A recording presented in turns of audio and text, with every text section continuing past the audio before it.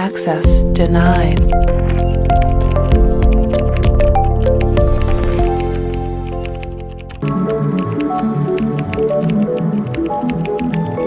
Access granted. नमस्कार मित्रांनो, प्रॉस्परटेक YouTube चॅनलमध्ये मी हर्षल आपलं स्वागत करतो. मित्रांनो, काल आपण जावास्क्रिप्ट बद्दल थोडक्यात माहिती बघितली. आज आपण बघणार आहोत की जावास्क्रिप्टला आपल्या HTML कोडमध्ये इम्प्लिमेंट कसं करायचं. तर आपण जावास्क्रिप्टला आपला कोडमध्ये इम्प्लिमेंट करण्यासाठी आपण 3 प्रकारे करू शकतो. एक असतो इनलाईन, दुसरं असतं इंटरनल आणि तिसरं एक्सटर्नल. असे 3 टाईपने आपण स्क्रिप्ट लिहू शकतो. तर मग ते लिहिण्यासाठी सगळ्यात अगोदर आपण काय करणार, एक फाईल बनवली. फाईलचं नाव दिलं आपण index.html.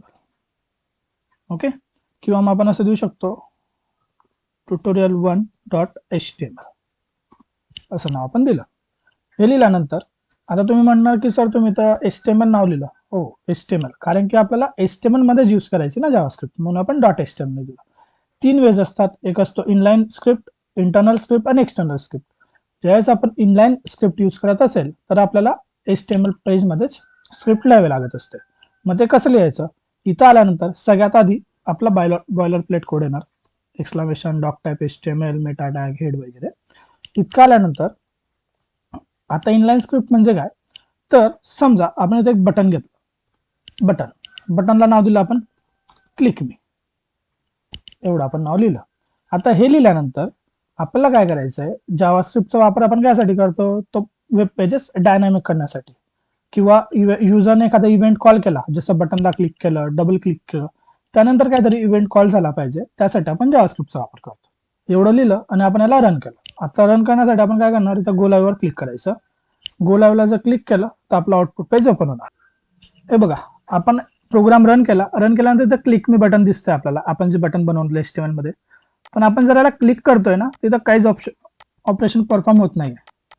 ओके, आपल्याला काय करायचं आहे, ज्यावेळेस आपण या बटनवर क्लिक करणार तर एक मेसेज आला पाहिजे, हॅलो, हाय, गुड मॉर्निंग, असं काहीतरी एक मेसेज आला पाहिजे. मग आपण काय करायचं, त्यासाठी आपल्याला गरज पडेल ती म्हणजे जावास्क्रिप्टची.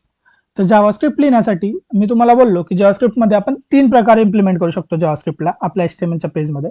एक इनलाईन, दुसरं इंटरनल आणि तिसरं एक्सटर्नल. तर पहिले आपल्याला इनलाईन यूज करायची. तर इनलाईन कुठं यूज होते, हा जो आपला टॅग असतो, एलिमेंट असतो, याचा पुढे स्पेस द्यायचा आणि इथं आपला जो काय ऍट्रिब्यूट असेल तो इथं मेन्शन करायचा. ऑन क्लिक काय, हा एक ऍट्रिब्यूट आहे. कुठल्या टाईपचा ऍट्रिब्यूट आहे, तर इव्हेंट ऍट्रिब्यूट आहे. इव्हेंट ऍट्रिब्यूट कसा ओळखायचा, ज्या ऍट्रिब्यूटचा पुढे ऑन शब्द आला म्हणजे तो इव्हेंट ऍट्रिब्यूट आहे. मग ऑन क्लिक असेल, ऑन डबल क्लिक असेल, ऑन कॉन्टेक्स्ट मेनू असेल, ऑन माउस एंटर असेल, ऑन माउस ओव्हर असेल, ऑन माउस लीव्ह असेल, असे बरेचसे ऍट्रिब्यूट आपल्याकडे असतात. ऑन फोकस, ऑन ब्लर, म्हणजे ऑन आला म्हणजे कळेल आपल्याला की हा एक आपला इव्हेंट ऍट्रिब्यूट आहे.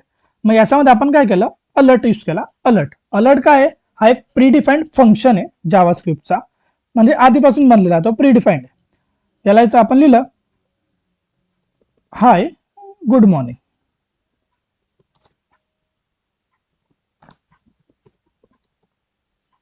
असं आपण दिलं. आपण आपल्या कोडला आलो, बघितलं आउटपुटमध्ये, क्लिक केलंय बघा, आला हाय, गुड मॉर्निंग, इथं ओके बटन. परत एकच क्लिक केलं, पुन्हा येणार, परत क्लिक केलं, कारण की हे काय इव्हेंट ऍट्रिब्यूट आहे. ज्यावेळेस युजर इव्हेंट कॉल करतोय, इंटरॅक्शन होत आहे, त्यावेळेस तो इफेक्ट होणार. आणि हा जो बॉक्स इथं तयार झालाय ना, ह्या बॉक्सला म्हटलं जातं अलर्ट बॉक्स.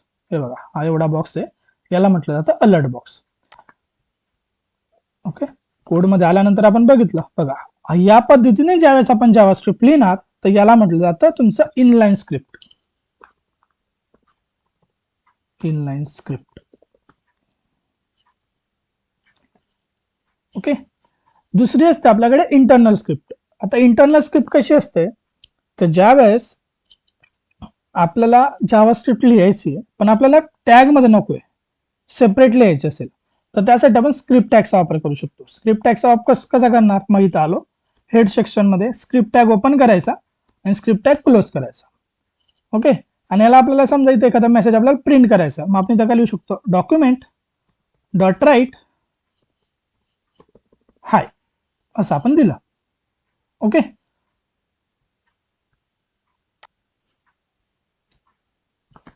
हे बघा आला हाय. हाय क्लिक मी केलं तर आपली इनलाईन रन होते आणि इथं इंटरनल स्क्रिप्ट रन होते. डॉक्युमेंट डॉट राईट कशासाठी वापरतात? जर आपल्याला प्रिंट करायचं असेल तर आपण डॉक्युमेंट डॉट राईटचा वापर करणार प्रिंटिंग करण्यासाठी. डॉक्युमेंट हा एक ऑब्जेक्ट असतो, त्याच्यात आपण राईट यूज केलं आणि डॉक्युमेंट डॉट राईट आपण प्रिंट करू शकतो. समजा आपल्याला वाटली तर आपल्याला खाली पण एक प्रिंट करा, असं नाही की तुम्ही स्क्रिप्ट ही फक्त हेडमध्ये लिहू शकता. तुम्हाला तुमच्या पेजमध्ये ज्या ठिकाणी वाटेल तिथं तुम्ही स्क्रिप्ट टॅग ओपन यूज करू शकता. समजा आपल्याला वाटलं इथं लिहायचं आहे, इथं स्क्रिप्ट ओपन केली, इथं दिलं समजा आपण document dot write hello in body, म्हणजे आपला बॉडी मधला आहे. समजा सेव्ह केलं, आउटपुट चेक केलं, हे बघा हाय क्लिक मी बॉडी आलं. मग इथं कसं आहे, पहिले ही रन होणार, मग नंतर खालचा कोड रन जाणार. समजा तुम्हाला वाटलं आणखी इथं वरती आणखी एक स्क्रिप्ट रन करायची, पुन्हा इथं आलो, इथं एक स्क्रिप्ट घेतलं, स्क्रिप्ट याच्यामध्ये लिहिलं आपण document dot write hi two, save केलं, पुन्हा रन केलं, हे बघा हाय टू आलं. आपल्याला वाटलं आपल्याला इथं ब्रेक टॅग वापरायचा आहे, आपण ब्रेक टॅग यूज करू शकतो. इथं नाही, सॉरी खालच्या साईडला बॉडीमध्ये. आता बघा ते बाकीचा कंटेंट जे खालच्या साईडला येणार. हे बघा आपण आता बघितलं की इंटरनल जावास्क्रिप्ट कशी यूज करायची आणि त्याच्या आधी आपण इनलाईन जावास्क्रिप्ट यूज केली. आता आपल्याला काय करायचं आहे, आपल्याला आपल्या प्रोग्रामसाठी एक एक्सटर्नल जावास्क्रिप्ट लिहायची. एक्सटर्नल जावास्क्रिप्ट म्हणजे काय? आपण आतापर्यंत जे काय केलं, आपण ह्या HTML फाईलमध्येच पूर्ण जावास्क्रिप्टचा कोड लिहिला. आता आपल्याला जावास्क्रिप्टची एक सेपरेट फाईल हवी, ती फाईल आपण याच्यामध्ये लिंक करणार आणि मग आपण ती जावास्क्रिप्ट जी आहे ती एक्झिक्यूट करू शकतो. त्याच्यासाठी सगळ्यात आधी आपण इथं नवीन फाईल बनवली, फाईलला नाव दिलं आपण script dot JS. JavaScript file असल्यामुळे आपल्याला एक्सटेन्शन JS द्यावा लागेल. इथं आल्यानंतर आपण जे काही इंटरनलमध्ये स्क्रिप्ट टॅग यूज करत होतो किंवा इनलाईनमध्ये इव्हेंट ॲट्रिब्यूट यूज करत होतो, तसं इथं वापरायची काय गरज नाही. इथं आपण डायरेक्टली आपली जावास्क्रिप्ट जो कोड आहे तो आपण इथं राईट करू शकतो. आपण समजा एक मेसेज दिला डॉक्युमेंट डॉट राईट, याचा आतमध्ये लिहिला आपण दिस इज एक्सटर्नल, या पद्धतीने आपण लिहिलं, फाईलला सेव्ह केलं आणि या प्रोग्रामला आपण रन करू. इथं आलो, प्रोग्राम रन केला, हे बघा इथं आलं हाय टू, ही आपलं इंटरनल जावास्क्रिप्ट झाली आणि इथं खाली ही पण इंटरनल झाली आणि क्लिक मी वाली जी होती आपण इनलाईन मध्ये बघितली होती. पण जो आपला आता एक्सटर्नलचा कोड आहे तो इथं दिसत नाही, एक्झिक्यूट नाही होते. का बरं? तर आपण फक्त ती फाईल बनवली. आपल्याला ही फाईल जर आपल्या HTML मध्ये एक्झिक्यूट करायची असेल तर आपल्याला तिथं लिंक करावं लागेल. जसं आपण CSS लिंक करण्यासाठी तर लिंक टॅगचा वापर करत होतो, त्या पद्धतीने जावास्क्रिप्टची फाईल लिंक करण्यासाठी आपण स्क्रिप्ट घेणार, स्क्रिप्ट टॅग ओपन करायचा, क्लोज करायचा, सेम इंटरनल सारखं. फक्त याच्या आतमध्ये आपण यूज करणार सोर्स ॲट्रिब्यूट. सोर्स आणि जे काही आपलं फाईलचं नाव असेल ते या ठिकाणी मेन्शन केलं. Script dot JS, file save केली, परत एक वेळेस रन केलं, हे बघा आलं दिस इज एक्सटर्नल, ही आपली एक्सटर्नल फाईल एक्झिक्यूट झाली. म्हणजे या प्रकारे आपण तिन्ही फाईल तीन वे वापरू शकतो जावास्क्रिप्टला इम्प्लिमेंट करण्यासाठी. एक असतो इनलाईन, दुसरा असतो इंटरनल आणि तिसरा असतो एक्सटर्नल. या प्रकारे आपल्याला हे काम करता येतं. आपण या व्हिडिओमध्ये बघितलं की जावास्क्रिप्ट इम्प्लिमेंट कशी करायची. आपण आता पुढच्या व्हिडिओमध्ये बघू की ऑब्जेक्ट काय असतात, कुठले असतात, ते आपण पुढील व्हिडिओमध्ये बघू. हा व्हिडिओ जर तुम्हाला आवडला असेल तर लाईक करा, तुमच्या मित्रमैत्रिणींना शेअर करा आणि असेच नवीन व्हिडिओचे अपडेट्स आपल्या मोबाईलवर मिळवण्यासाठी चॅनलला सबस्क्राईब करा. धन्यवाद.